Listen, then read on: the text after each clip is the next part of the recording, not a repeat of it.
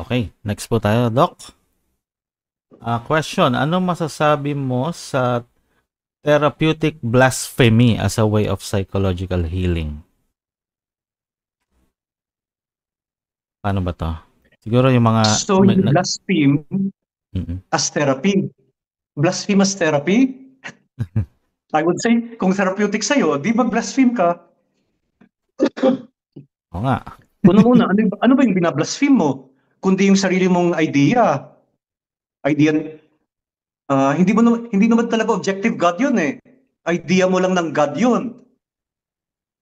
Kasi yung idea mo ng God, iba naman sa idea ng God ng iba. So sino yung binablaspheme mo? Kundi yung idea mo ng sarili mong pananaw.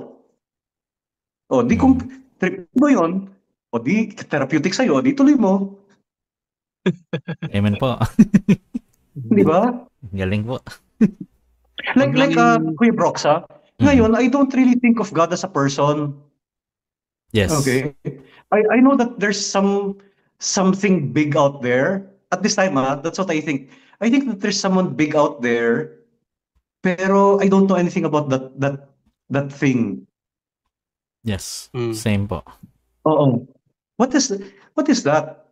Kasi if we think of God in terms of a person, ginawa na natin siya in our own image.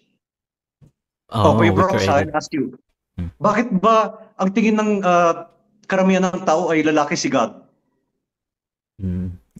May comfort po for having a father eh. Did you know, Kuya Brox, that if you are lalaki, that means you have to have a penis?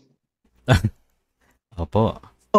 Why would God need that part except for another purpose? Agreed po. So, this is where your critical thinking comes in. Kasi, you have to have a lot of questions eh. Is God a gender? Does God have a gender? Or is he something beyond gender? Beyond po. Yes. Dito pa, kaya enjoyable ang critical thinking. Maraming questions. Pwedeng erase. Yes.